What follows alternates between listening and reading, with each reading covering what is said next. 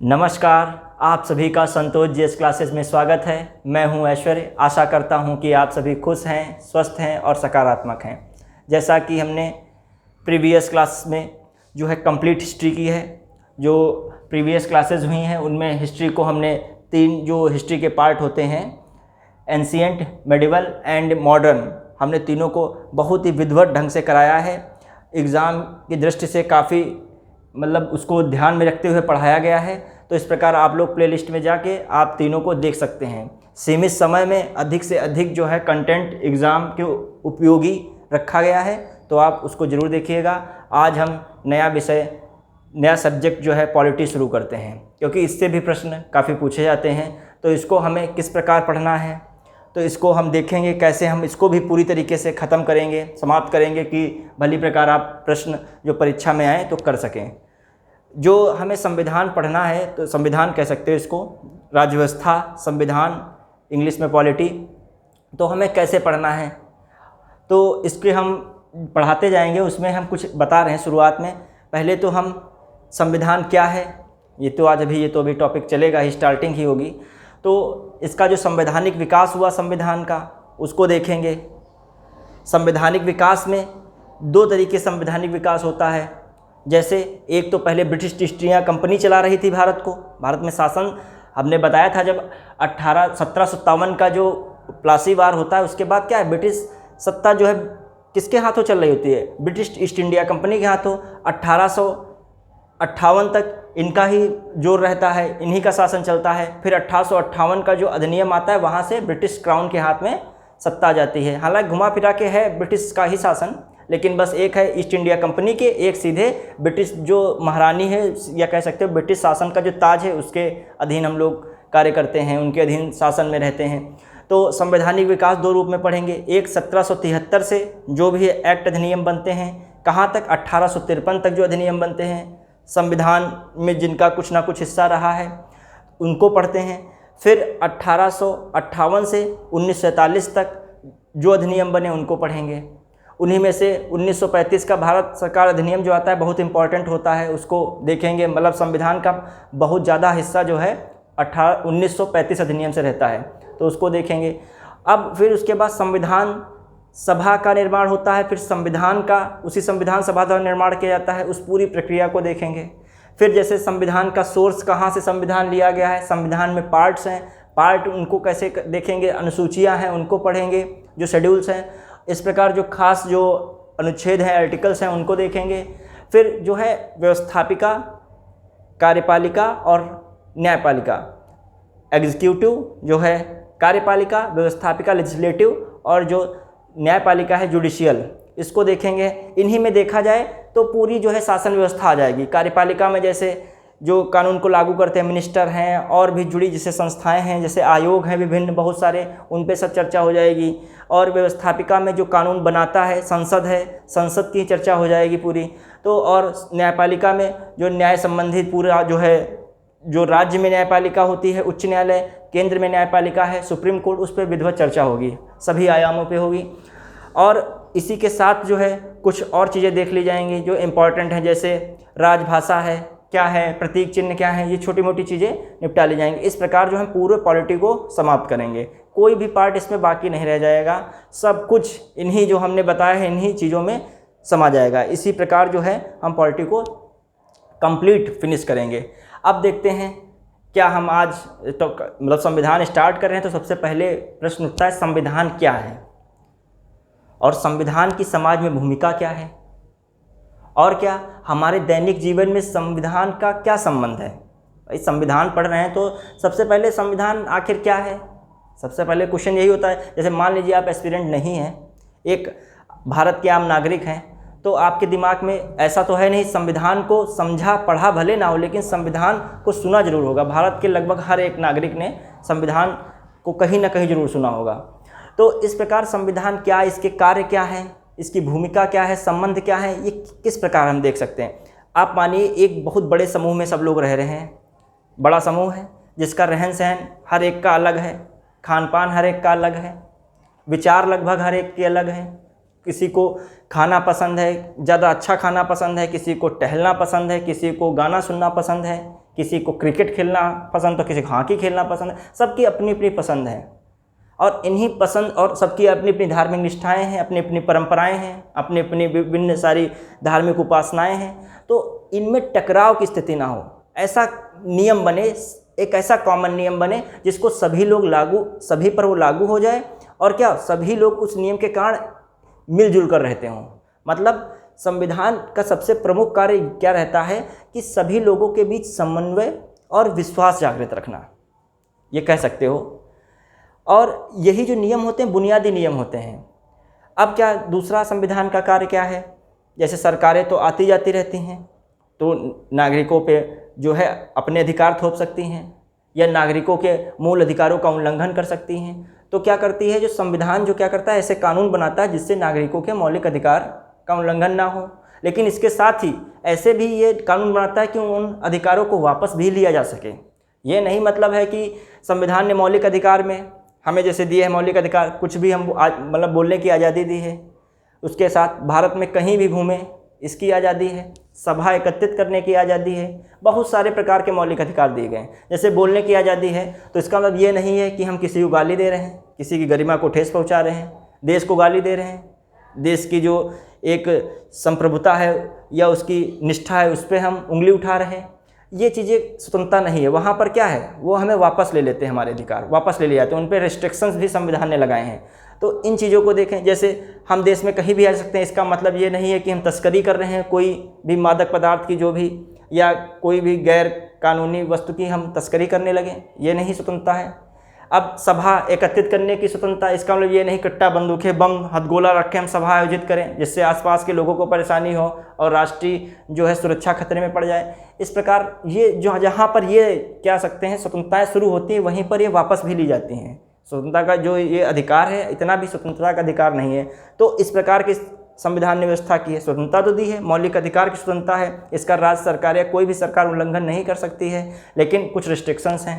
तो ये संविधान का प्रमुख कार्य हो गया। देखिए दैनिक जीवन से उसका क्या संबंध है, आप ही देख लीजिए, और भूमिका भी देख लीजिए। और देखते हैं जैसे अब लोकतंत्र की बात आती है, हमारा देश लोकतंत्रात्मक देश है, विश्व का सबसे बड़ा लोकतंत्रात्मक देश है भारत। तो देखते हैं कि हमारे देश में ये नहीं है कि जो है प्रत्येक व्यक्ति को सीधे सत्ता की शक्ति मिली है, जनता को ही शक्ति है सीधे अपने हाथों में, ये संभव ही नहीं हो सकता। क्योंकि 135 करोड़ से ऊपर आबादी वाला देश जो है, इसमें जो जनता को प्रत्यक्ष शक्ति मिल जाए तो कोई कानून पारित ही नहीं होगा।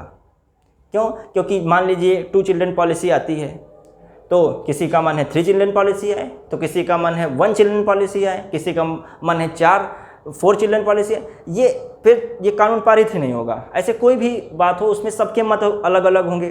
तो इसीलिए अपने वहाँ प्रत्यक्ष लोकतंत्र नहीं है, अपने वहाँ अप्रत्यक्ष लोकतंत्र है। मतलब जनता है वह जो है अपने प्रतिनिधि को चुनती है, वही प्रतिनिधि सांसद के रूप में संसद में आता है, और वही संसद जो है कानून बनाता है। लेकिन ये कानून बनाने का अधिकार वाला कानून किसने बनाया है? ये किसने बनाया है? ये संविधान ने बनाया है। तो इस प्रकार हम समझ सकते हैं कि संविधान वह सत्ता है जो सर्वप्रथम सरकार बनाती है। हमसे भी पहले सरकार क्या बना रही है? संविधान बना रही है। तो आप संविधान को इस प्रकार समझ सकते हैं, उसका हमने देखा, उसकी भूमिका को देखा इस प्रकार। तो अब हम देखते हैं भारतीय संविधान में क्या विशेषताएं हैं। क्या विशेषता है भारतीय संविधान में? आप सोचिए क्या हो सकती है विशेषताएं। एक तो एक जनरल बात है, भारत एक संप्रभु या कह सकते हैं संपूर्ण प्रभुसत्ता वाला देश है, sovereign country. India sovereign country मतलब सॉवरेन मतलब आप ये शब्द भले ही ना सुने हो, संप्रभु सभी लोग, लेकिन संप्रभुता का मतलब सभी लोग जानते हो। मतलब जो है इसका अर्थ जब भी बताएंगे सबको पता होगा, भारत की शक्ति सबको पता है। क्योंकि कोई भी भारत कानून बनाता है किसी दूसरे देश के दबाव में नहीं बनाता है, वो स्वयं अपने आप अपना कानून बनाता है।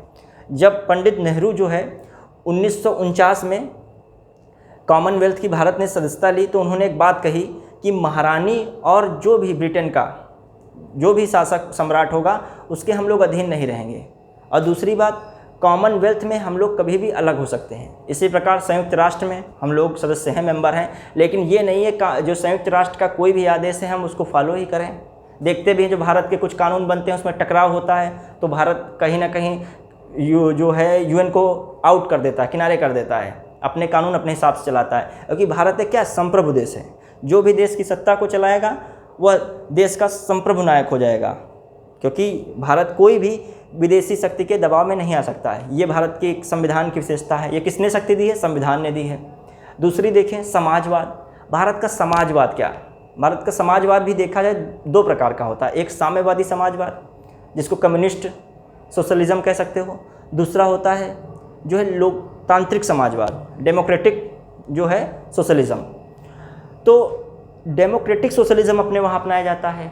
जो दूसरा समाजवाद हमने बताया कम्युनिस्ट समाजवाद, जो साम्यवादी समाजवाद या राज्याश्रित समाजवाद कह सकते हो। इसमें क्या है? इसमें जो है उत्पादन और वितरण जितने भी संसाधन हैं सब कुछ जो है राष्ट्र के हाथ में है, राष्ट्रीयकरण है सब पे। किसी भी जो निजीकरण का क्या कह सकता है? उन्मूलन कह सकता है, उसको समाप्त कह सकता है। लेकिन जो लोकतंत्रात्मक समाजवाद अपने देश का है, इसमें क्या है? जो इसमें मिश्रित, ये अपनी मिश्रित अर्थव्यवस्था को मानता है। इसमें सार्वजनिक को भी महत्व दिया गया है और निजीकरण को भी महत्व दिया गया है। इसमें जो सार्वजनिक और निजीकरण को दो पहलू बताए गए हैं विकास के। तो इस प्रकार अपने वहाँ का लोकतांत्रिक समाजवाद हो गया, ये एक हमने विशेषता देख ली। अब देखते हैं भारत का संविधान जो है, आगे इसकी क्या विशेषता है। भारत का संविधान जो है लिखित संविधान है और ये विश्व का सबसे बड़ा लिखित संविधान है, लार्जेस्ट रिटन कॉन्स्टिट्यूशन। अब उसके बाद देखते हैं भारत के संविधान में और क्या विशेषता है।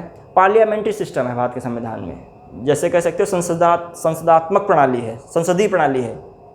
संसदीय प्रणाली होती है कैसे, हम बता रहे हैं। जैसे कोई भी कंट्री होता है, उसका डेमोक्रेटिक कंट्री है तो उसमें दो प्रकार की प्रणाली चलती हैं।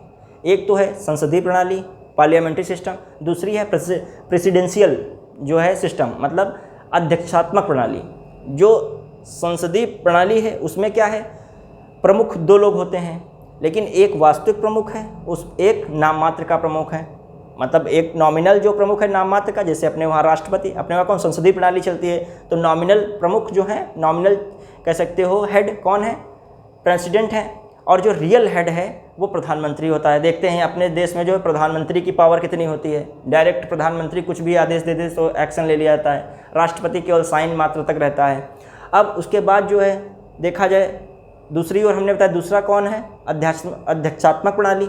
उसमें कौन, अमेरिका जैसे राष्ट्रपति है वो अध्यक्षात्मक प्रणाली को लागू किए हैं, प्रेसिडेंशियल सिस्टम को अमेरिका लागू किए है। वहाँ क्या है, राष्ट्रपति ही हेड होगा, प्राइम मिनिस्टर का कोई रोल नहीं है, प्राइम मिनिस्टर होता ही नहीं है, सिंगल पावर है प्रेसिडेंट के हाथ में केवल। जो भी अमेरिका की कुर्सी पर बैठता है राष्ट्रपति की, वो सबसे पावरफुल अमेरिका का व्यक्ति हो जाता है। जैसे भारत का प्रधानमंत्री वैसे अमेरिका का राष्ट्रपति। अब उसके बाद भारत के संविधान की विशेषता देखते हैं। भारत के संविधान में फंडामेंटल राइट्स दिए गए हैं, मौलिक अधिकार अभी हमने चर्चा कर ली। जैसे हमें बोलने की आज़ादी है, आने जाने की आज़ादी है, सभा एकत्रित करने की आज़ादी है, बहुत प्रकार की आज़ादी दी गई है। इस प्रकार से कोई भी व्यवसाय करने की आज़ादी है, तो बहुत सारे हैं, स्वतंत्रता है, समानता है, बहुत सारे मौलिक अधिकार दिए गए हैं। अब उसी के बाद देखा जाए जो DPSP direct principle of state policies, राज्य के नीति निर्देशक तत्व की चर्चा की गई है, जो है एक कल्याणकारी राज्य की स्थापना करना है। इस प्रकार से संविधान में विशेषता है, ये भी एक विशेषता है। एक हमने अधिकार की तो बहुत बात कर ली, लेकिन हमारे कुछ कर्तव्य भी बनते हैं, तो जो है फंडामेंटल ड्यूटीज़ भी दी गई हैं, ये भी संविधान की विशेषता है। साथ ही में हमारे संविधान में 3 व्यवस्थाएं हमने बताई थी, एग्जीक्यूटिव कार्यपालिका, दूसरी व्यवस्थापिका लेजिस्लेटिव, तीसरी जो है सुप्रीम कोर्ट जिससे बना है मतलब जुडिशियल। तो देखा जाए जो व्यवस्थापिका और कार्यपालिका में कोऑर्डिनेशन बहुत ज़रूरी है, समझ रहे हैं, क्योंकि कोऑर्डिनेशन बिना नहीं कुछ बन सकता है। वहीं जो हालांकि न्यायपालिका में भी कोऑर्डिनेशन तीनों के बीच जरूरी है, लेकिन 2 के बीच ज़्यादा जरूरी है, कार्यपालिका व्यवस्थापिका। जैसे व्यवस्थापिका में संसद है, संसद कानून बनाते हैं, कानून को लागू कौन कर रहा है, करवाता है, कार्यपालिका कराती है, तो दोनों कोऑर्डिनेशन जरूरी। अब इधर सुप्रीम कोर्ट मतलब जुडिशियल के स्वतंत्र है, वो उसको स्वतंत्रता प्राप्त है, वो इसमें जो है सरकार इंटरफेयर नहीं कर सकती है। अब देखिए कैसे एक आया था नेशनल जुडिशियल अपॉइंटमेंट कमीशन बनाया गया था 2014 में, 2014 में कमीशन बना 99 CA कॉन्स्टिट्यूशन अमेंडमेंट एक्ट के द्वारा। अब उसमें हुआ क्या, उसमें कहा गया जो है 2 लोग जो होंगे वो सुप्रीम कोर्ट के न्यायाधीश होंगे। मतलब एक कमीशन बना, वो कमीशन क्या था, न्यायाधीशों की नियुक्ति करेगा। वो कमीशन क्या कर रहा था, न्यायाधीशों की नियुक्ति, समझिएगा। तो वो नियुक्ति करेगी, वो एक कमेटी मतलब एक कमीशन बना, उसमें कितने सदस्य और कौन कौन सदस्य थे। देखिए पहला 2 जो है सुप्रीम कोर्ट के न्यायाधीश होंगे, वो थे। दूसरा जो एक जो होगा CGI होता ही एक है, चीफ जस्टिस ऑफ इंडिया, वो होगा, 3 सदस्य हो गए, अब 3 बाकी हैं। 3 ये गवर्नमेंट से रिलेटेड हैं, एक तो जो लॉ मिनिस्टर होगा वो, दूसरा जो क्या है 2 मंत्री वगैरह होंगे, किसके, सरकार के। तो अब 3 किसके हो गए, 6 हैं, 3 किसके हो गए, सुप्रीम कोर्ट के, और 3 जो है सरकार के। तो समझिए इस गवर्नमेंट का इंटरफेयर हो रहा है, तो सुप्रीम कोर्ट ने इसको कानून को तुरंत ही ख़त्म कर दिया। जो 99th amendment constitution amendment act द्वारा बनाया गया था NJAC, उसको समाप्त कर दिया। तो सोचिए सुप्रीम कोर्ट स्वतंत्र बनी रही। अब देखते हैं उसके बाद क्या रहती है हमारे देश में जो विशेषता संविधान की। जो भारत में केंद्र सरकार है वो राज्य सरकार की अपेक्षा अधिक शक्तिशाली है। मतलब कह सकते हो कि जो है central government is more power than state government. तो ये भी हमारे संविधान की व्यवस्था है। ये फेडरलिज्म है, एक प्रकार का संघवाद है। हालांकि पूरी तरीके से संघवाद नहीं है, लेकिन कहीं ना कहीं संघवाद का भारत में टच है। तो इस प्रकार प्रांतों को बहुत क्षेत्रों में स्वायत्तता भी प्राप्त है। तो इस प्रकार ने संविधान की विशेषताएं बताई, इसको हम देखते हैं थोड़ा सा।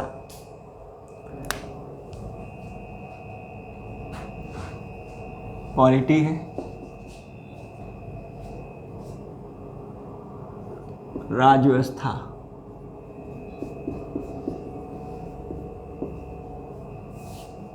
संविधान की विशेषता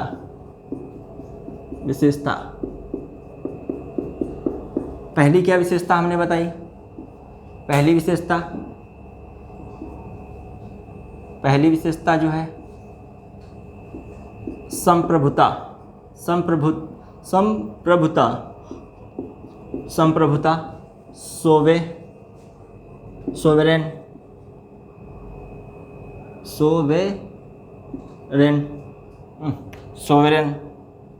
सोवेरेन। अब देखते हैं क्या दूसरी, क्या इसमें क्या है, देश अपना कानून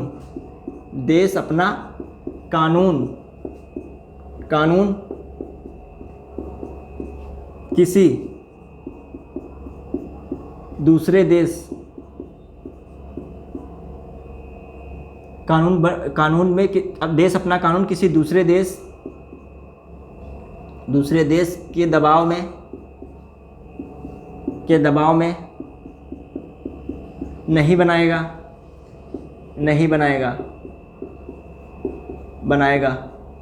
वह स्वतंत्र है, वह स्वयं स्वतंत्र है,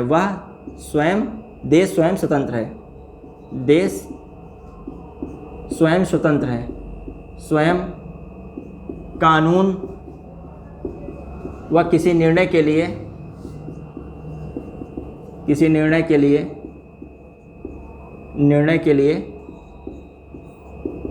स्वतंत्र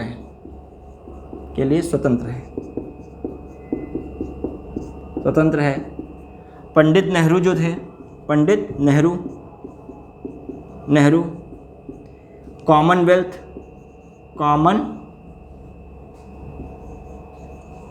कॉमनवेल्थ की सदस्यता 1949 कर लिया। 1949 में पंडित नेहरू कॉमनवेल्थ की सदस्यता लेते वक्त कहा कि भारत कभी भी अलग हो सकता है, इससे कभी भी अलग हो सकता है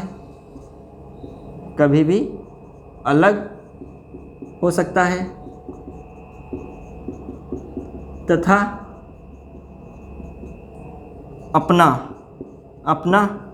अपनी महारानी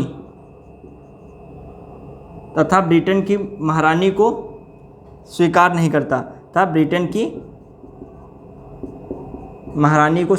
करता, महारानी को स्वीकार नहीं करता। अब देखते हैं क्या होता है आगे। ये हमने देख लिया सोवरेनिटी क्या है, हमने समझाया, ये भी संविधान की विशेषता है। अब देखते हैं इसके बाद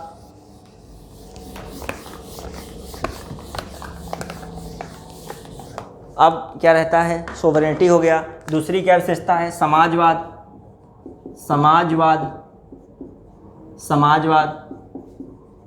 समाजवाद, सोशलिज्म, सोशलिज्म कैसा है? अपने वहाँ जो है देखा जाए दो प्रकार समाजवाद होता है, लोकतंत्रात्मक समाजवाद, लोकतंत्रात्मक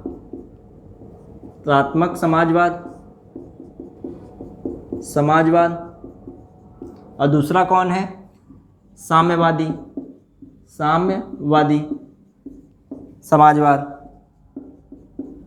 समाजवाद मतलब डेमोक्रेटिक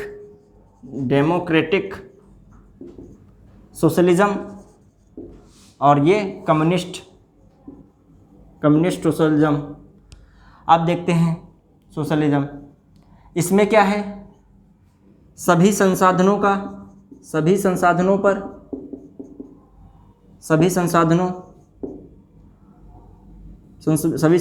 का राष्ट्रीयकरण।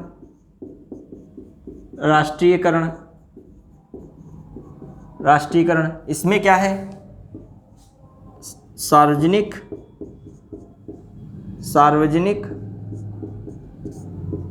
एवं निजी दोनों को महत्व।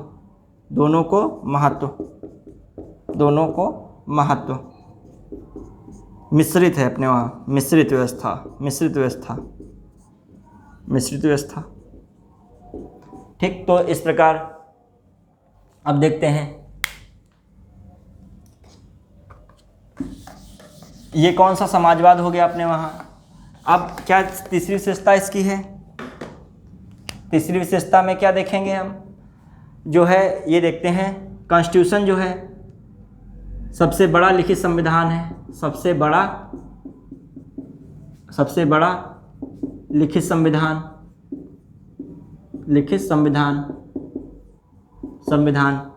Largest written constitution.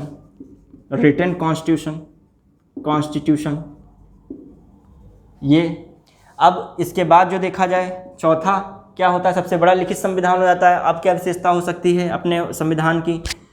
देखते हैं जो पार्लियामेंट्री मतलब संसदात्मक प्रणाली है, संसदात्मक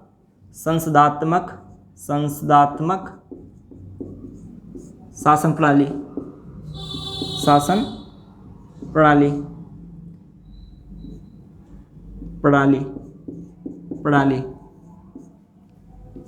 पार्लियामेंट्री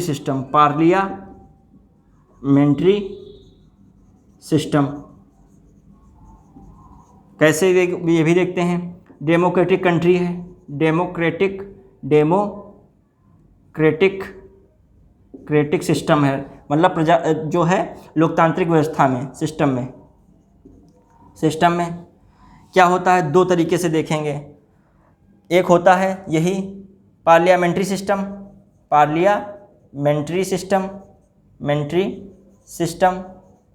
दूसरी ओर जो देखा जाए कौन सा सिस्टम होता है? प्रेसिडेंशियल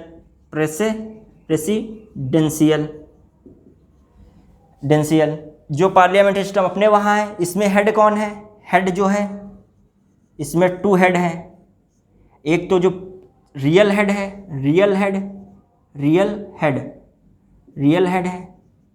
पीएम है, क्या प्राइम मिनिस्टर है, और जो नॉमिनल हेड है, नॉमिनल हेड जो क्या है? प्रेसिडेंट है, मतलब नाम मात्र के तो राष्ट्रपति हैं, लेकिन वास्तविक शक्ति मोदी जो देश के पीएम है उनके पास है। जो भी इस सत्ता पे बैठता है प्रधानमंत्री की कुर्सी पे, वो देश का सबसे पावरफुल आदमी हो जाता है। और लेकिन वही ब्रिटेन में भी जो प्रधानमंत्री बनता है सबसे पावरफुल व्यक्ति हो जाता है, जैसे वहाँ पे जो प्रधानमंत्री बन रहा है। और यहाँ पर देखते हैं जो वही जाए देखें राष्ट्रपति इसमें सबसे ज़्यादा पावरफुल बनता है प्रेसिडेंशियल सिस्टम में। ये कहाँ? राष्ट्रपति में जो बाइडेन है इससे पावरफुल पर्सन हो जाते हैं अमेरिका के सिस्टम। अब इसमें कौन है? सिंगल हेड है, प्रेसिडेंट। अब ये हो जाता है। अब उसके बाद हम देखते हैं भारत में ये है। भारत में कौन सा हमने ये विशेषता बताई? तो ये है भारत में संसदीय प्रणाली वाला, संस्थात्मक प्रणाली। अब देखते हैं इसके बाद जो है कौन विशेषता हो सकती है। पांचवी देखते हैं इसके बाद जो क्या है विशेषता। एक तो है फंडामेंटल राइट्स हैं, फंडामेंटल राइट्स हैं, मूल अधिकार हैं, मौलिक अधिकार कह सकते हो, मौलिक अधिकार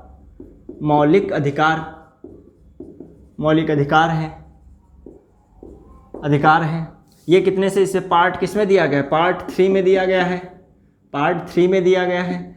कहाँ से कहाँ तक है, आर्टिकल कितने से कितने तक है, आर्टिकल 12 से 35 तक हैं ये आर्टिकल। और यही मौलिक अधिकार जब पूरा पढ़ाएंगे तो इसको एक एक इसके पॉइंट कराए जाएंगे, विधवा जो भी अमेंडमेंट हुआ है, जो भी हुआ है इससे रिलेटेड वो बताया जाएगा। फिर देखते हैं फंडामेंटल ड्यूटीज़ हैं, जो पहले तो राज्य के निश्चित तत्व देख लेते हैं। राज्य के नीति निदेशक तत्व ये डीपीएसपी लिख देते हैं, direct principle of state policies. इसमें क्या है, ये भी पार्ट 4 में अभी पार्ट सब देखेंगे, कॉन्स्टिट्यूशन एक चीज़ देखेंगे। और आर्टिकल कितने से कितने, 36 से 51 है। फिर देखते हैं इसके बाद फंडामेंटल ड्यूटीज़ हैं, जो कि मूल कर्तव्य हैं। फंडामेंटल ड्यूटीज़ ये पार्ट ये भी देखेंगे बहुत अच्छे से, इसको भी देखेंगे। इस समय कितने हैं, 11 हैं। पार्ट 4 का ए जो है आर्टिकल जो है किसमें है, 15(1)A में है। इसके बाद जो देखते हैं कौन विशेषता अपने संविधान की है, जो ये एक देखते हैं व्यवस्था कैसी है अपने वहाँ। जो एक तो एग्जीक्यूटिव है, एग्जीक्यूटिव, और दूसरी लेजिस्लेटिव है। तीसरी जो है अपने वहाँ जुडिशियल है।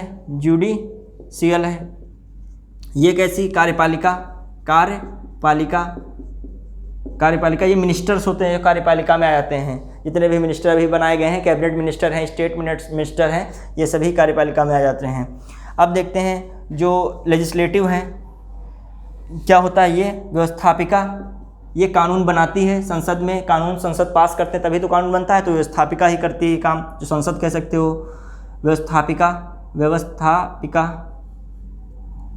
व्यवस्थापिका हो गई। अब जो है इसके बाद देखा जाए न्यायपालिका। ये क्या है, स्वतंत्र है। ये इस दोनों में क्या है, कोऑर्डिनेट की ज़रूरत है,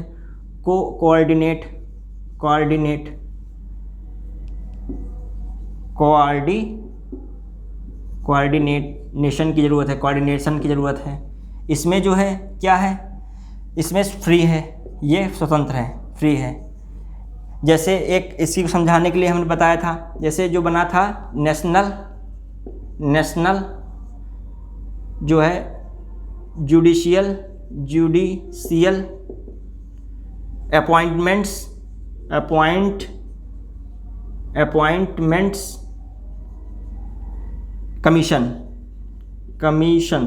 कमीशन बना था। इसको शॉर्ट में ही इतना याद रखने की ज़रूरत नहीं, NJAC कहते हैं इसको।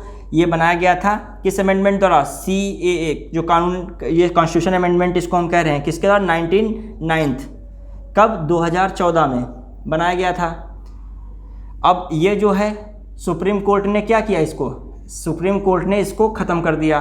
क्यों, क्योंकि इसमें जो कमीशन था वो न्यायाधीशों की नियुक्ति करता, और न्यायाधीशों की नियुक्ति के लिए ये क्या कर रहा था, इसमें कितने सदस्य हो रहे थे, इसमें जो है कौन कौन हो रहा था, समझ रहे हैं कि बात को कि नहीं, यहाँ पे कर दे रहे हैं।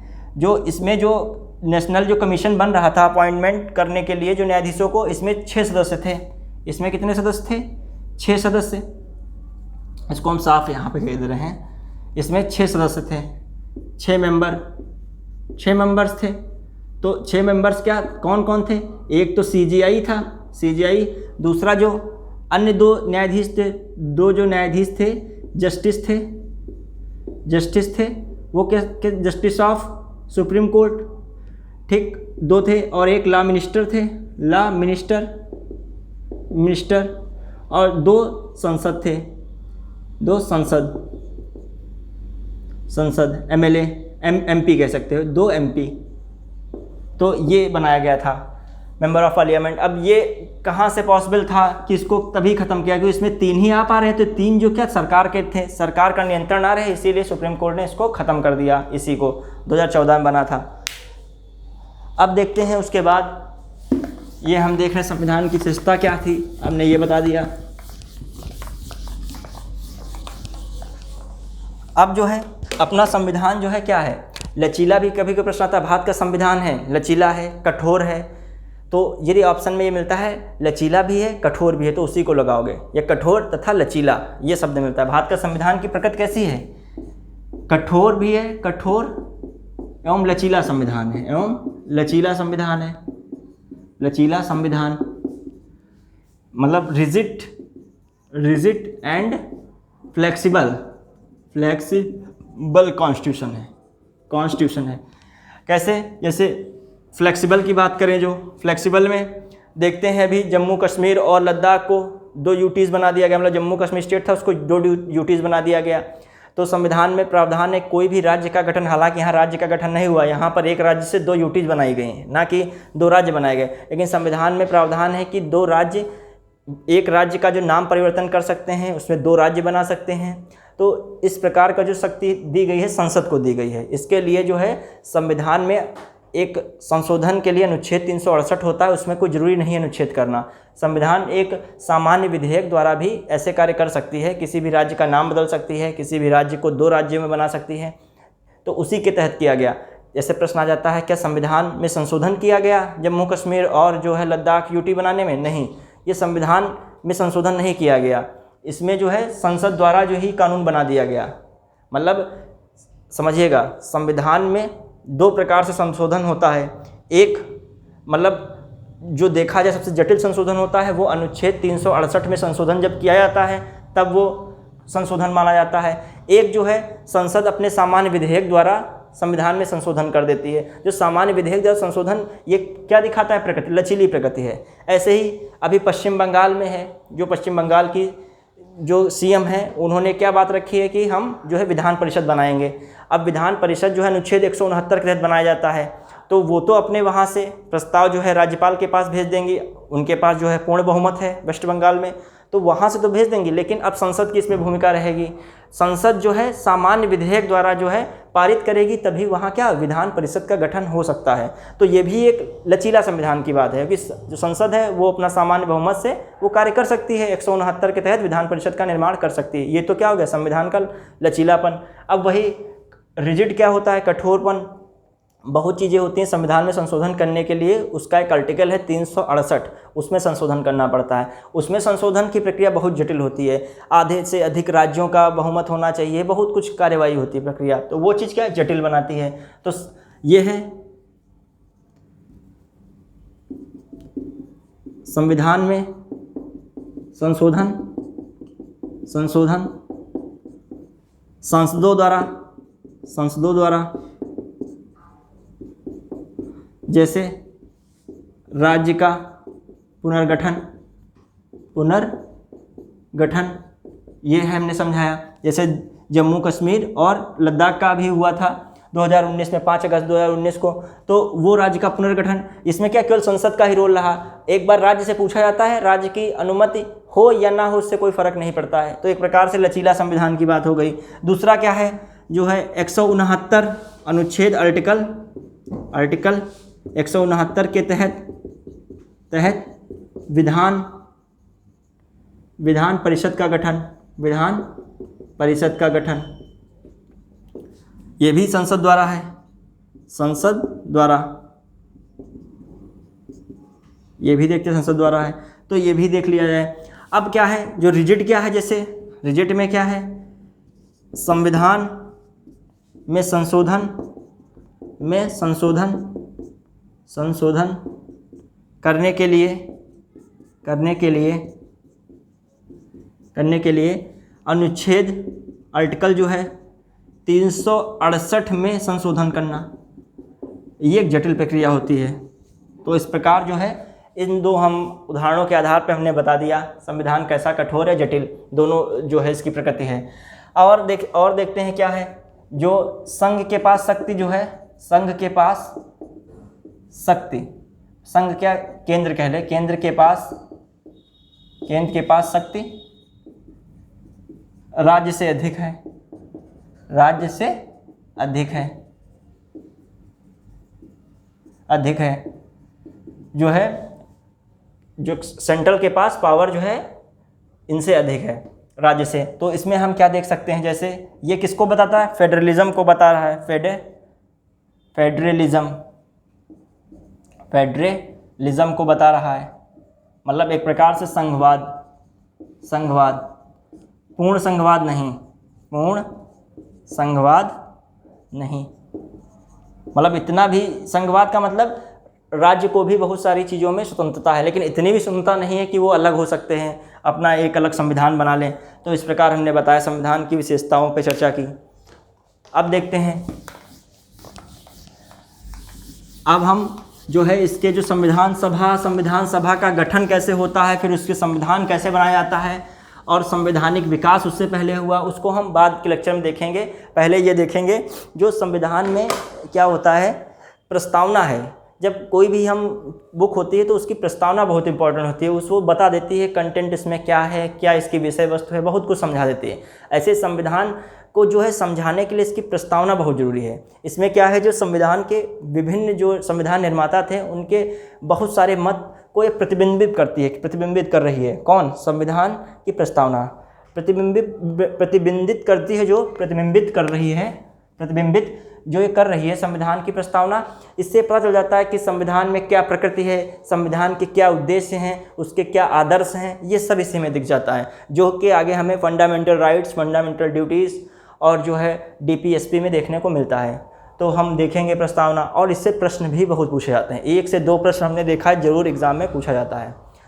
तो देखते हैं, सभी के अपने अपने मत भी रहते हैं इसमें। किसी ने संविधान को हृदय एवं आत्मा कहा है, तो किसी ने प्रस्तावना को जन्म कुंडली कहा है, सबके अपने अपने मत हैं। तो देखते हैं प्रस्तावना में क्या रहता है, प्रस्तावना प्रियम्बल जो प्रस्तावना का बेस है, पहले तो बेस में जाएंगे। जो बेस है इसका ऑब्जेक्टिव रेजोल्यूशन होता है। जो objective resolution was introduced by Nehru on, कब हो रहा है इसका जो है 13 दिसंबर 19 किस में होता है, 46 में हो रहा है। तो जो संविधान सभा की जो बैठक होती है 13 दिसंबर 1946 को, उसमें जो है नेहरू द्वारा जो है एक उद्देश्य प्रस्ताव प्रस्तुत किया जाता है, जिसे है पास्ड किया जा रहा है, उसे एक्सेप्टेड किया जाता है जनवरी 1947 में। मतलब पास होता है, वो प्रस्तुत होता है कब, दिसंबर 1946 में। स्वीकार कब किया जा रहा है, जनवरी 1947 में। जब वो पास हो जाता है, वही जो उद्देश्य प्रस्ताव नेहरू का है वो क्या बनता है, संविधान की प्रस्तावना बनता है। उसी में थोड़ा बहुत ऐड किया जाता है। वो जो उद्देश्य प्रस्ताव है आज वही क्या चल रही है, संविधान की प्रस्तावना चल रही है। जो संविधान की प्रस्तावना, इसका विचार जो है अमेरिका से लिया गया। जो शब्द है, शब्दावली है इसकी, जो मेन जो शब्दावलियाँ हैं वो जो है ऑस्ट्रेलिया से ली गई हैं, तो ये भी ज़रूरी रहता है। और प्रस्तावना से संबंधित क्या बातें हैं, कुछ चीज़ें हम आगे भी देखेंगे। जैसे प्रस्तावना को संविधान की आत्मा एवं हृदय कहा जाता है, जो कह सकते हो preamble is a soul and heart of Indian constitution. तो ये है। दूसरा, इसको जो है अंबेडकर जी ने क्या कहा है, ये भी प्रश्न आ जाता है। इसको अंबेडकर जी ने क्या है, पवित्र दस्तावेज कहा है, किसको, प्रस्तावना को। लेकिन अंबेडकर जो हैं इसको ये नहीं कहते हैं संविधान की प्रस्तावना संविधान की आत्मा और हृदय है। वो संवैधानिक उपचारों के अधिकार को संविधान की आत्मा हृदय कहते हैं। जो राइट टू कॉन्स्टिट्यूशनल रेमेडीज़ हैं उसको क्या कहते हैं, वो संविधान सोल ऑफ क्या इंडियन कॉन्स्टिट्यूशन है उसको कहते हैं। अब इसमें हम देखते हैं कुछ वाद आते हैं, वाद इससे जुड़े हैं, जैसे बेरूबारी वाद आ जाता है। फिर उसके बाद जो देखते हैं गोलकनाथ वाद आता है। फिर जो उसके बाद हम देखते हैं इम्पॉर्टेंट है केशव नंद भारती बनाम केरल राज्यवाद आता है। फिर उसके बाद देखते हैं बम्बई वाद आता है। चारों वाद बहुत इंपॉर्टेंट रहते हैं, प्रस्तावना से जुड़े हुए हैं, प्रश्न पूछे गए हैं इनसे। फिर हम प्रस्तावना की शक्ति क्या है, प्रकृति क्या है, किस प्रकार की इसमें उद्देश्य आदर्श हैं, उन पर चर्चा करते हैं। इससे प्रश्न जरूर पूछे जाते हैं। तो हम इसको देखते हैं। जो इसका बेस है, बेस आधार 13 दिसंबर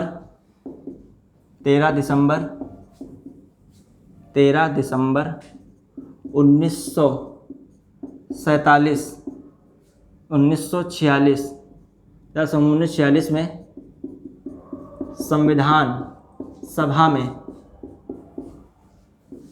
नेहरू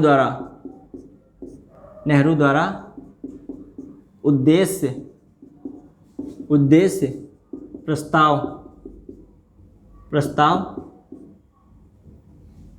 क्या करना, प्रस्तुत करना उद्देश्य प्रस्ताव, ऑब्जेक्टिव रेजोल्यूशन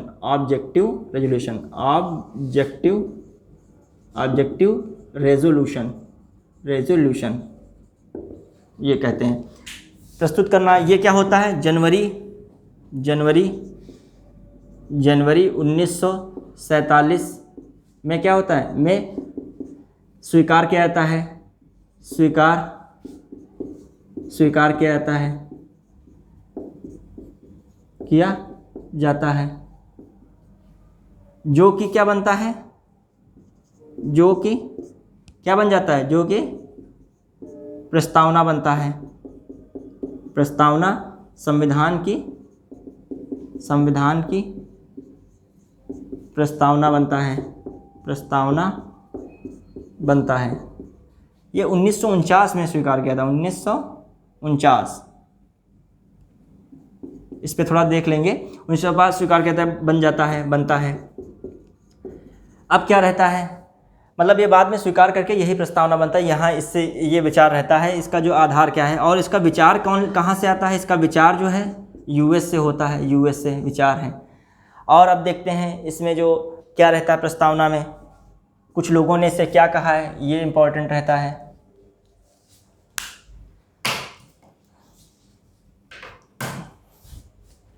इसमें देखते हैं, जैसे इसमें क्या इम्पोर्टेंट है, राजनीतिक जनपत्री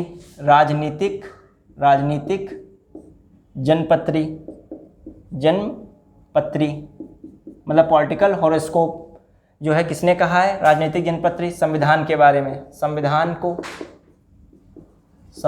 को किसने क्या कहा, जैसे राजनीतिक जनपत्री कौन कह रहे हैं, के.एम. मुंशी कह रहे हैं, के.एम. मुंशी। अब जो है क्या, इसको को पवित्र दस्तावेज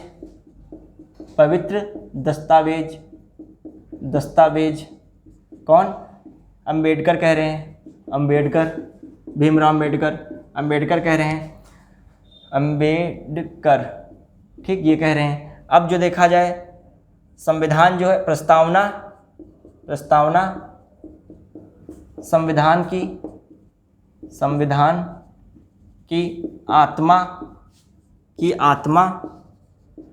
आत्मा व हृदय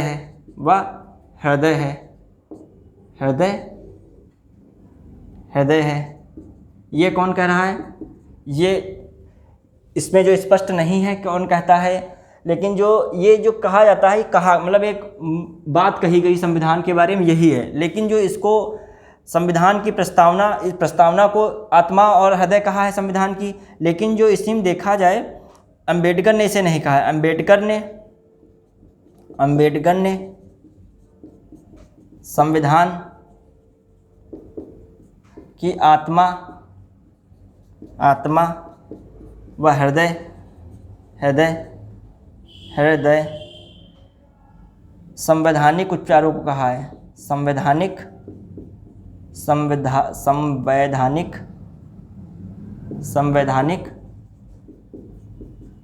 उपचारों के अधिकार को कहा है। वो अभी हम लोग जब मौलिक अधिकार पढ़ेंगे तब जानेंगे। उपचारों के अधिकार को कहा है, संवैधानिक उपचार कौन है? जैसे ये संवैधानिक उपचार को कहा है। अब देखते हैं इससे जो जुड़े हुए वाद हैं, वाद कौन से हैं ये पूछे जाते हैं।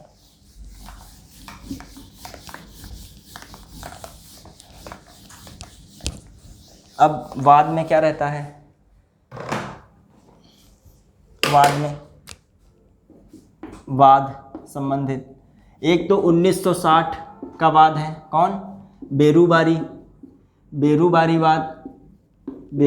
वाद जो है प्रस्तावना संविधान का अंग नहीं है। क्या है? इन्होंने क्या इसमें क्या निर्णय लिया गया? प्रस्तावना संविधान का अंग नहीं है, नहीं है। इसमें क्या निर्णय लिया जाता है? 1967 में गोलकनाथ वाद में क्या कहा गया? जो है संविधान, जो प्रस्तावना आत्मा है संविधान की, मतलब आत्मा है, आत्मा संविधान की लगा दें, संविधान की आत्मा है पर संविधान का जो है अंग नहीं है, पर संविधान का अंग नहीं है, मतलब अभी भी अंग स्वीकार नहीं किया गया है, अंग नहीं है, लेकिन अंग की तरफ बढ़ रहे हैं। आत्मा तक आ गए तो अंग तक भी आ जाएंगे। अब 1973 का ये बहुत फेमस है, केशवानंद भारती बनाम केरल राज्य, ये बहुत इंपॉर्टेंट रहता है। इसको किसी ने पूरा डीप में इसको देखेंगे, लेकिन इससे यहाँ पे प्रमुख बात क्या रहती है? इसमें जो बात कहती है प्रस्तावना संविधान का अंग है, ये हो गया। और कहा प्रस्तावना में संशोधन किया सकता है,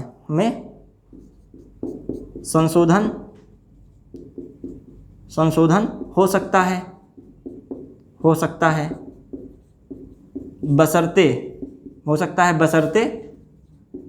बशर्ते संविधान की मूलभूत संरचना पर कोई असर ना पड़े, बशर्ते संविधान की मूलभूत संरचना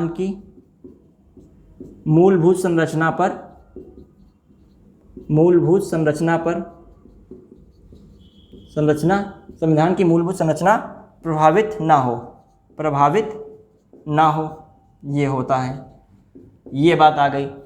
अब 1992 का बोम्मई बनाम जो है यूनियन ऑफ इंडिया वाद आता है। बोम्मई वाद कह सकते हो इसी को डायरेक्ट। ये इसी का समर्थन करता है,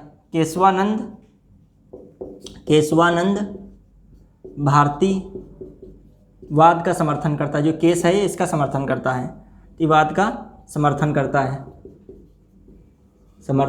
है। ये प्रश्न पूछे आते हैं, इस पे आते हैं। जैसे कैसे केशवानंद भारती वाद का संबंध किससे है? ये मौलिक अधिकार मूल कर्तव्य ऐसे रख देगा 4-5 ऑप्शन, इस अनुच्छेद से उस अनुच्छेद। लेकिन यदि आपको दिया है प्रस्तावना, तो प्रस्तावना में इनका जिक्र है। कहता है, एक कहीं प्रश्न आ चुका है इस प्रकार के, एक क्या कई बार आए हैं इस प्रकार के प्रश्न कई परीक्षाओं में। जैसे संविधान में संशोधन हो सकता है लेकिन उसकी मूलभूत संरचना प्रभावित ना हो, ये किसके वाद में कहा गया है या किस वाद से संबंधित है? केशवानंद भारती वाद से। इसी वाद के अनुसार 42वां संविधान संविधान हम ऐसे शार्ट में लिख रहे हैं, आप इतना समझ सकते हैं। संशोधन जिसको कॉन्स्टिट्यूशन अमेंडमेंट कहते हैं, CAA, कॉन्स्टिट्यूशन अमेंडमेंट एक्ट। अब हम CAA ही कहेंगे, एक्ट। इसको इतना पूरा लिखेंगे नहीं, CAA पूरा आप देखिएगा, पूरे पॉलिटी में यही लिखा जाएगा। कॉन्स्टिट्यूशन अमेंडमेंट एक्ट कौन सा आता है? 42, संविधान संशोधन अधिनियम 42 आता है। कब? 1976 में। अब इसी संविधान संशोधन अमेंडमेंट में क्या कहा जाता है? प्रस्तावना में 3 शब्द जोड़े जाते हैं। प्रस्तावना में 3 शब्द, कौन? समाजवाद, एक जुड़ा जाता है पंथ निरपेक्षता, धर्म निरपेक्षता नहीं, पंथ निरपेक्षता जुड़ा जाता है, पंथ निरपेक्षता और अखंडता, अखंडता, अखंडता। तो ये 3 शब्द जोड़े जाते हैं। जो प्रस्तावना होती है, बहुत बार पूछा गया प्रश्न है, जो प्रस्तावना में समाजवाद, धर्मनिरपेक्षता, अखंडता कब जोड़ा जाता है? 42वें संविधान संशोधन द्वारा। 42वें संविधान संशोधन कब होता है? 1976 में। कभी कभी कहता है इनमें से प्रस्तावना में 42वें संविधान 1976 द्वारा कौन शब्द जोड़े गए हैं? इसमें रख देता है समाजवाद, पंथ निरपेक्षता, लोकतंत्र, गणतंत्र, इस प्रकार के शब्द रख देता है। तो आपको वहाँ से समाजवाद, पंथ निरपेक्षता, अखंडता को याद रखना है। यही जो 3 मिलेंगे तो ऑप्शन में है, वरना अदर में नहीं है। तो इस प्रकार से प्रश्न आते हैं। अब जो हम आगे देखते हैं, अब जो मेन प्रस्तावना है उससे संबंधित कुछ बातें। अब तो प्रस्तावना में आया जाए प्रश्न कि प्रस्तावना में संशोधन किया सकता है, तो हाँ बिल्कुल किया सकता है। क्यों? क्योंकि इसी संशोधन के ही द्वारा तो ये 3 शब्द जोड़े गए, समाजवाद, अखंडता और क्या है, पंथ निरपेक्षता, ये शब्द जोड़े गए हैं जो। और एक चीज़ और रहती है, संविधान में जो प्रस्तावना है ये वाद योग्य नहीं है, मतलब न्यायालय में इसके आधार पर कोई चैलेंज नहीं कर सकते हो।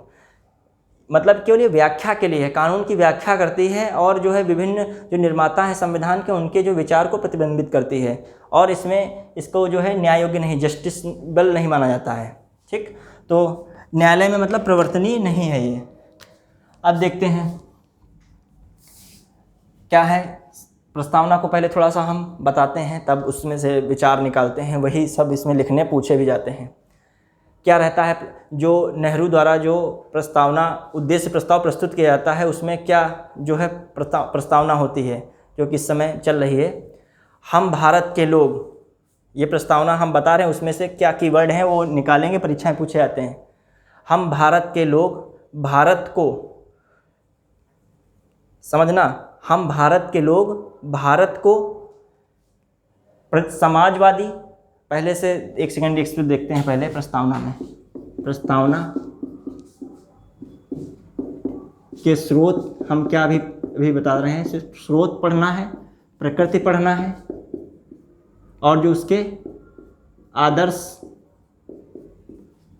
संविधान के स्रोत है, प्रकृति है, आदर्श है, और जो और उद्देश्य जो है, और उद्देश्य, इन चीज़ों को लिख लिया हमने, इनको हम पढ़ेंगे, इन्हीं में से निकालेंगे, जो हम बोल रहे हैं उसी में से भी निकल के आएंगे।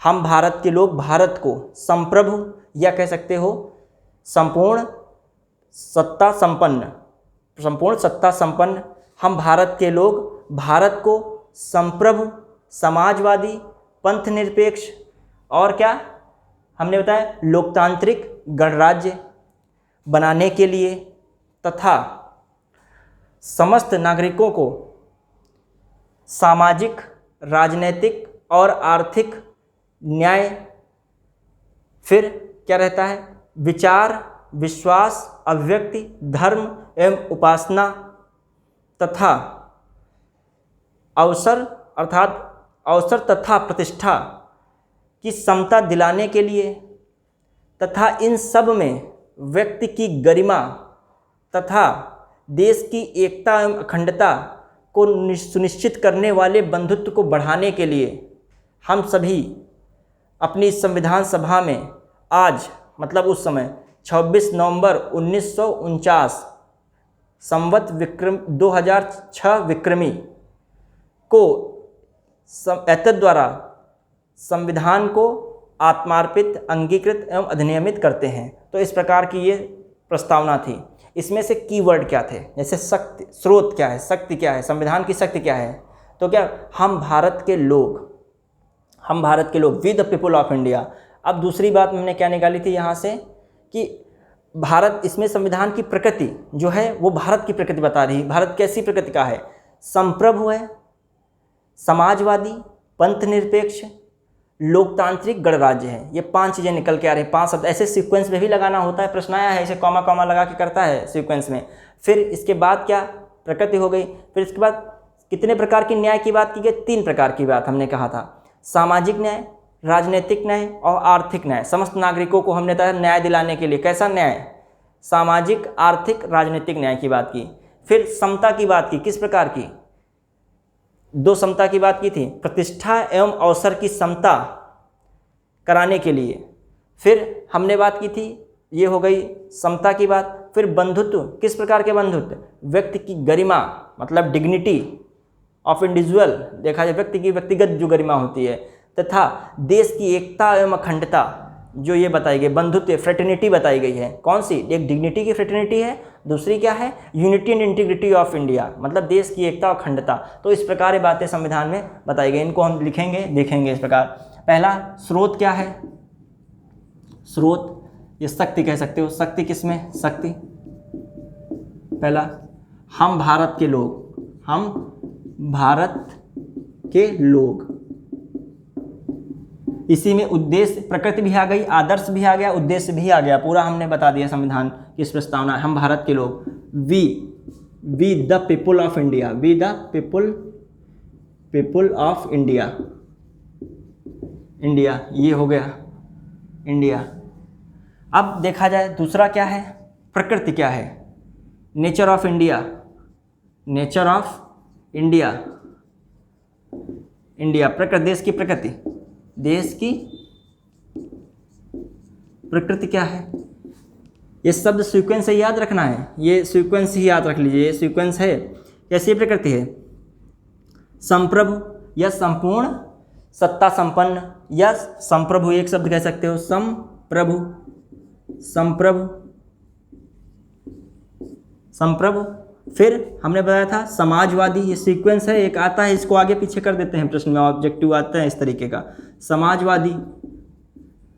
फिर क्या दूसरा है? तीसरा है इसके बाद पंथ निरपेक्ष, पंथ निरपेक्ष, निरपेक्ष। फिर लोकतांत्रिक गणराज्य बनाने के, लोकतांत्रिक गणराज्य, लोकतांत्रिक। फिर इसके बाद यहाँ पे गणराज्य, गणराज्य।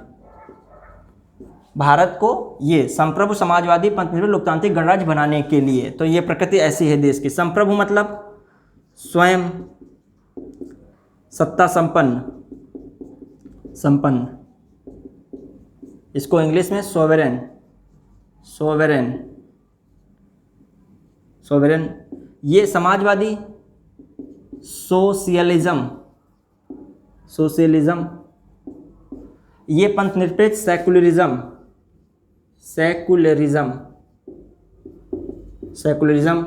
लोकतांत्रिक डेमोक्रेटिक, डेमोक्रेटिक,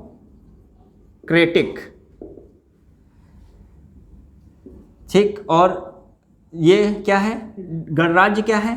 रिपब्लिक, रिपब्लिक। क्या हिंदी, इसको शॉर्टकट में याद रखते हो, सब लोग, सब साथ साथ, सब साथ साथ देश में रहेंगे, ये याद रख सकते हो ये सीक्वेंस। सब साथ साथ, साथ साथ देश में रहेंगे, देश में रहेंगे। ये शॉर्ट ट्रिक, मतलब आप सीक्वेंस क्या करें? एस फॉर क्या होगा? सोवेरेनिटी। फिर एस फॉर जो है सोशलिज्म, फिर सेकुलरिज्म, फिर डी फॉर डेमोक्रेटिक, फिर जो है आर। अब देखते हैं क्या रहता है इसके बाद। जो है न्याय की बात कही गई, अभी इसको चर्चा कर देंगे। समाजवाद का मतलब क्या है? जो संसाधन और क्या कह सकते हो, उत्पादन और वितरण के संसाधन होते हैं वो समान रूप से हों सभी में, कोई ऊपर नीचे ज़्यादा ना हो, मतलब जो विभाजन हो आर्थिक आधार पर या विभिन्न संसाधनों का सभी के समान दृष्टि से वितरण हो, मतलब किसी एक सत्ता का उस पर नियंत्रण ना हो।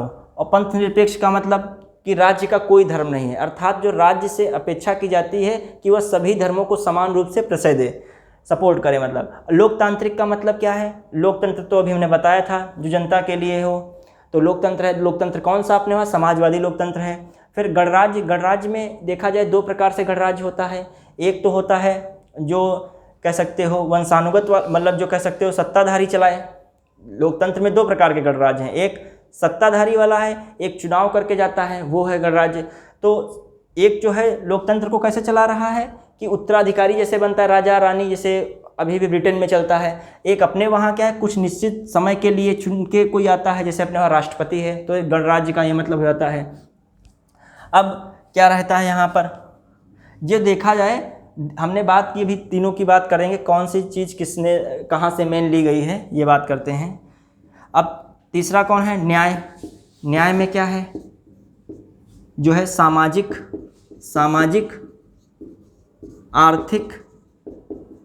आर्थिक, राजनैतिक न्याय, नैतिक न्याय।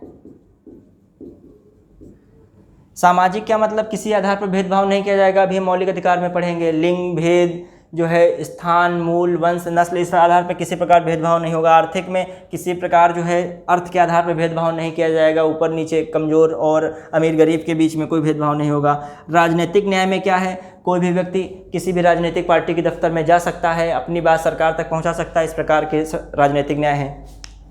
अब जो आगे बात आए,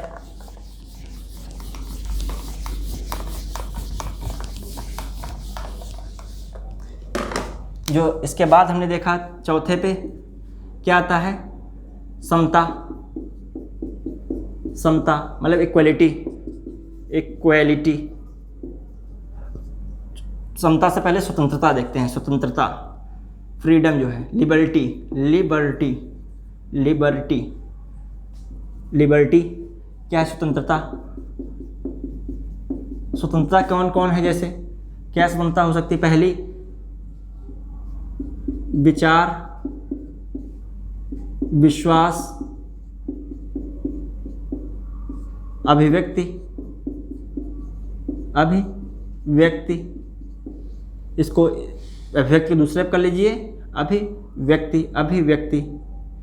अभिव्यक्ति की, फिर विश्वास,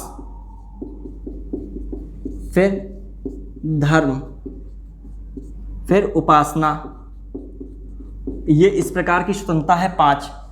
भारत के नागरिक को हमने बताया था क्या? सामाजिक, आर्थिक, राजनीतिक न्याय, फिर जो है विचार, विश्वास, अभिव्यक्ति, धर्म, उपासना की स्वतंत्रता, तथा फिर क्या था? उसके बाद हमने बताया था समता,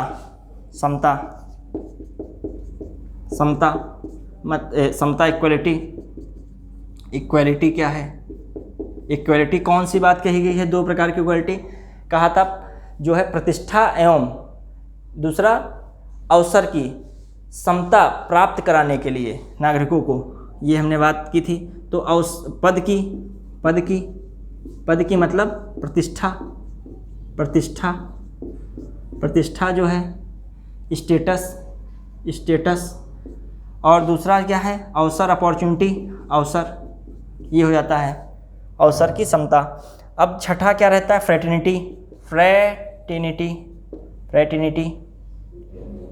फ्रैटर्निटी होती है, जो भ्रातृत्व कह देते हैं, भ्रातृत्व या बंधुता कह देते हैं, बंधुता। ये कितनी है? 2 प्रकार की। डिग्निटी, व्यक्ति की गरिमा, हर व्यक्ति की अपनी गरिमा है, ये क्या है? डिग्निटी है, डिग्निटी। दूसरी क्या है? जो है कह सकते हो एकता एवं अखंडता। देश की एकता और अखंडता बनाने के लिए तो मेन ही बात है, दृढ़ संकल्पित होकर किया जाता है। एकता व अखंडता, ये क्या कह सकते हो? यूनिटी एंड इंटीग्रिटी,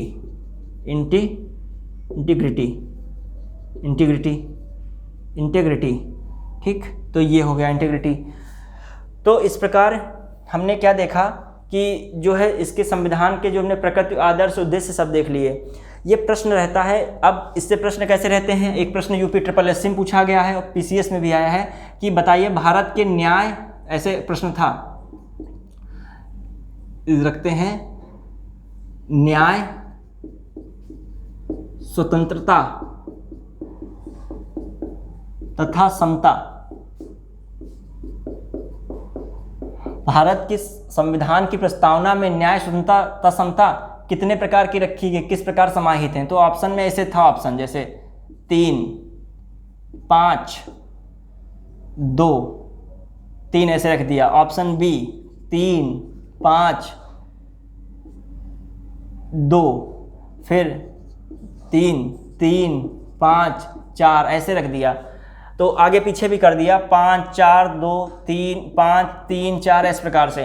तो न्याय कितने प्रकार का, सामाजिक, आर्थिक, राजनीतिक 3 बताया हमने। स्वतंत्रता कितनी बताई, विचार, विश्वास, धर्म, उपासना और अभिव्यक्ति की 5 बताई थी। समता कितने प्रकार की बताई थी, पद की मतलब प्रतिष्ठा की और अवसर की 2। तो ये ऑप्शन जिसमें है सही कर देंगे। सोचिए कैसा प्रश्न। और कहता है कि जो आर्थिक न्याय है वो तो एक प्रस्तावना में बताया गया आर्थिक न्याय, लेकिन और दूसरी जगह कहाँ बताया गया आर्थिक न्याय, आर्थिक न्याय की बात हुई थी। तो आर्थिक न्याय दूसरी जगह जो है, एक तो प्रस्तावना प्रियम्बल में, दूसरा कहाँ बताया गया है, डीपीएसपी में। तो इस प्रकार घुमा घुमा प्रश्न रखते हैं। ये उपासना, इनमें से इसमें स्वतंत्रता कौन नहीं है, तो उपासना को हटा दिया, इसकी जगह कोई और शब्द रख दिया, तो ये नहीं स्वतंत्रता का भाग है। क्या आर्थिक स्वतंत्रता बताई गई है, आर्थिक स्वतंत्रता का जिक्र प्रस्तावना में कहीं नहीं है। तो इस प्रकार की बातें हैं। तो हमने देखा, आज हमने प्रस्तावना को टॉपिक कंप्लीट किया और संविधान के बारे में बताया, और आज कैसे पढ़ाया जाएगा संविधान, उस प्रकार की हमने रूपरेखा बताई। ये चैनल आपको समझ में आता है तो ज़रूर लाइक करें और सब्सक्राइब भी करें और शेयर भी करें। कोशिश करें इसे अपना ही चैनल मानकर रोज़ एक ग्रुप में ज़रूर शेयर करें, कम से कम 1-2 ग्रुपों में ज़रूर चैनल को शेयर करें और अपना पूरा सहयोग दें। यहाँ पर बिल्कुल विधिवत जो है एक स्त्री पढ़ाई कराई जाएगी। ये मतलब हल्का सा इस पर नहीं कराए, जो भी टॉपिक रहेगा एकदम डेप्थ में रहेगा, एग्ज़ाम ओरिएंटेड रहेगा, उससे बाहर कुछ भी नहीं रहेगा इस तरीके से। और इसके बाद में क्वेश्चन सीरीज चलेगी, तो उससे आपको काफ़ी मतलब रिवाइज भी हो जाएगा, तैयारी एकदम हो जाएगी। लेकिन जो अभी नहीं पढ़ेंगे तो क्वेश्चन सीरीज करने से कोई फ़ायदा नहीं रहेगा। तभी आप लोग कंटिन्यू वीडियो को देखिए और चैनल को ज़्यादा से ज़्यादा शेयर, लाइक और सब्सक्राइब कीजिए। धन्यवाद। जय हिंद।